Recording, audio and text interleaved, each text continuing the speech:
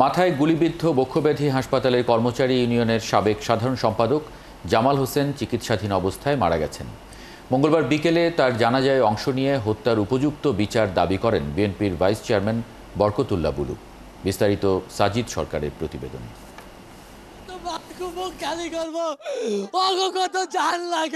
গণমাধ্যম কর্মীকে দেখে এভাবেই কান্নায় ভেঙে পড়েন জসিমউদ্দিন। চাইলেন বড় ভাই হত্যার বিচার। তার এমন কান্নায় আশপাশের মানুষও শোকে আচ্ছন্ন হয়ে পড়েন। আমি তো ভাই বুঝি নাই ভাই, আমার ভাই বইরা যাইব, বিশ্বাস কর। আমি জীবনে এত ভাইটার উপকার করছি, আমি তার আল্লাহর কাছে এটা বিচার চাই, আমি আর কিছু চাই না ভাই। জসিমের বড় ভাই বক্ষব্যাধি হাসপাতালের কর্মচারী ইউনিয়নের সাবেক সাধারণ সম্পাদক জামাল হোসেন। গেল শুক্রবার নিজ অফিসের সামনে তাকে মাথায় গুলি করে পালিয়ে যায় দুর্বৃত্তরা। ঢাকা মেডিকেলে চিকিৎসাধীন অবস্থায় 3 দিন পর সোমবার রাতে মারা যায় Jamal Hossain. Colour expert, George sap এবং মাইল্ড অন হ্যান্ডস টেকনোলজি সমৃদ্ধ অরিক্স ক্রিস্টাল ওয়াশ আপনার লন্ড্রি এক্সপার্ট। তার এমন মৃত্যু মেনে নিতে পারছেন না বক্ষব্যাধি হাসপাতালের সহকর্মী, এলাকাবাসী সহ স্বজনরা। বলছেন হাসপাতালের টেন্ডারবাজি আর আধিপত্যে বাধা দেওয়ার কারণেই জীবন গেল জামাল হোসেনের।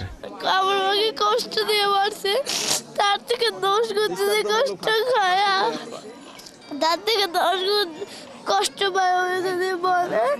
এই মেয়ে আমাকে বলে আমার বাবাকে ফোন দাও, বাবা আসে না কেন? ও বলে আমরা আজকে বাড়ি যাব, চলো পুপ্পি কোথায় বেড়াবো? আমি কি উত্তর দিব? কালকে থেকে আমার মাকে বলিনি কি হয়েছে, আর এই মাত্র আমার মাকে বলছে। আমার মা কিছুই বুঝতে না, বলতে পারে না। এটার বিচার কে করবে? বিকেলে জামালের জানাজায় অংশ নেন সহকর্মী ও এলাকাবাসী সহ শত শত মানুষ। এতে যোগ দেন বিএনপির ভাইস চেয়ারম্যান বরকতুল্লাহ বুলু। তিনি এই হত্যার উপযুক্ত বিচার দাবি করেন। যে সন্ত্রাসীরা তাকে হত্যা করেছে, কিছু গ্রেপ্তার হয়েছে, বাকি যারা আছে আমরা আশা করি আমাদের আইন শৃঙ্খলা বাহিনীর ভাইয়েরা তাদের গ্রেপ্তার করবেন এবং সর্বোচ্চ শাস্তির আওতায় আনতে হবে। কারণ এই এলাকাটি হলো মানুষের চিকিৎসার জন্য, মানুষ বাঁচা মরার লড়াইয়ের জন্য এখানে আসে। অতএব এই এলাকায় এরকম একটি দুর্ঘটনা, এটা জাতির জন্য অত্যন্ত দুর্ঘটনাজনক।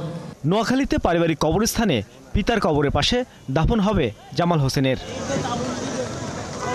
সাজিদ সরকার, ৭১, ঢাকা।